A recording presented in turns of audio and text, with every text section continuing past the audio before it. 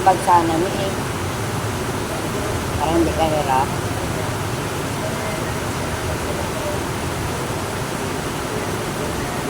Hirap pagpiga, no? Nilagay mo sa net bag. Ah, ganun ba gayon? Nakikita ko sa iba eh. Mansala yun. Ito yung unang gata. Pag tamad ka ka ganyan, may bili ka na lang ng Coco Mama. Diyos ko, ang lasa din talaga. Gatang-gata. Sarap pa. Nakatry ka naman? Yan. 30 Pwede plus na may lang. sala yan, di ba? May pansala naman. Ito ang sala mo. Ayan.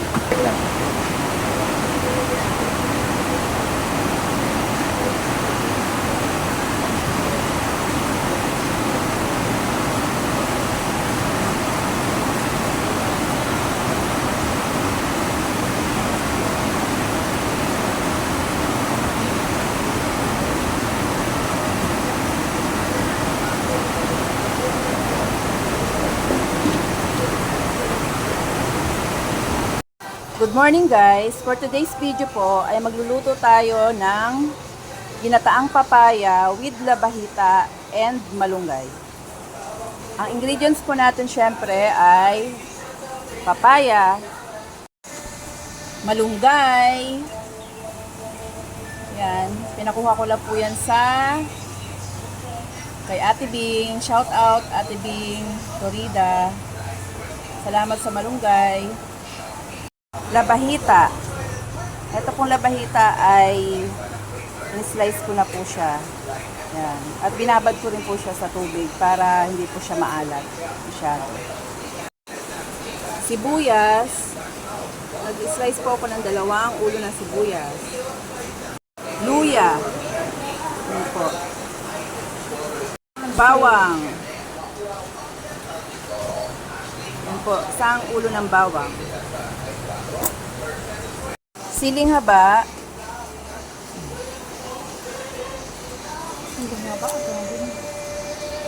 Ajinomoto. Asin.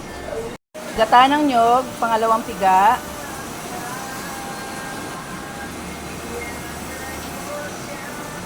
Siyempre po, yung unang piga ng gata ng nyog. Ayan guys, kompleto na po ang ating ingredients.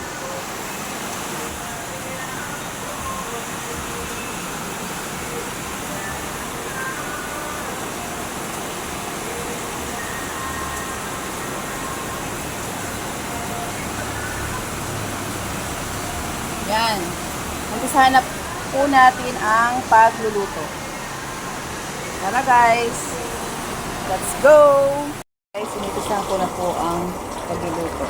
Ayan guys, pinagsama-sama ko lang po ang mga sangkap at yan po, nilagay ko na rin yung papaya. Ayan, kumukulo na po siya. Lalambutin lang po natin ang gulay para po mamaya naman po ilalagay natin ang malunggay. Ayan lang po yan guys, simple. Simple lang po ang pagluluto ng ginataang papaya with labahita and malunggay. Yan. Hintayin na lang po natin ma-reduce po ang kanyang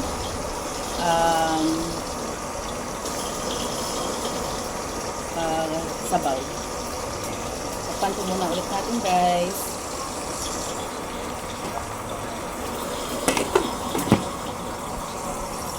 Yan guys, buksan natin. Ayun. At medyo malambot na yata ang papaya. Lagay na po natin guys ang unang gata. Ayan. Ayan guys, nailagay ko na ang unang gata. Hintayin na lang natin ulit siya kumulo. Haluin ko muna guys. Ayoko kasi guys ng lutong-luto ang gulay eh. Gusto ko lang siya ay tama lang. Kasi mas masarap po yung hindi ko siya lutong-lutong gulay. Tikman muna natin guys kung tama ang alat. Guys, ang sarap ng lasa. Hindi ko pa pala siya lalagyan ng pampalasa o ajinomoto. Yan, kumukulo na agad guys.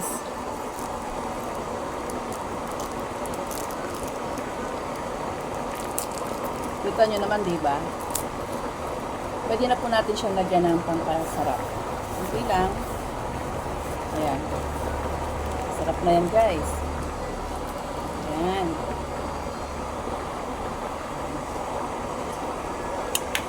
Ayan guys. Sa point na to, pwede ko na po rin ilagay ang malunggay. Kasi luto na siya guys. Guys, ibuhos ko na po ang malunggay. Daming malunggay guys. Sarap yan. Daming gulay. Mas masarap po kasi maraming gulay guys. Ayan. Kita nyo naman kung gaano karami ang malunggay natin. Paborito ko po yan, malunggay.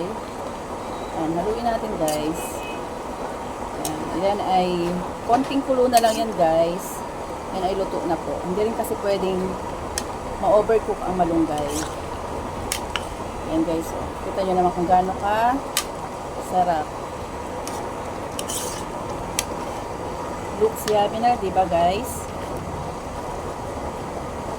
Ay, medyo marami sabaw guys, pero okay lang yan. Carry na yan. Ow! Ayan, luto na.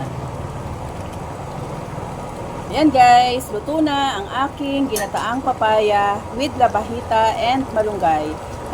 Ayan guys, luto na ang aking ginataang papaya with malunggay and labahita.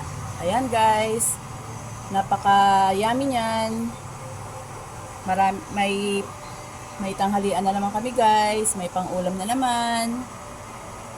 Sana katulad po nung niluto ko kahapon na taob din sana, 'di ba? Kasi iba ayaw kumain ng gulay guys. Pero ako gusto ko ang gulay guys. Kasi gulay is healthy at gulay is life, di ba po? Okay guys, that's it for today's video. Thank you sa panonood. Please follow, like, share, and subscribe. Bye! God bless!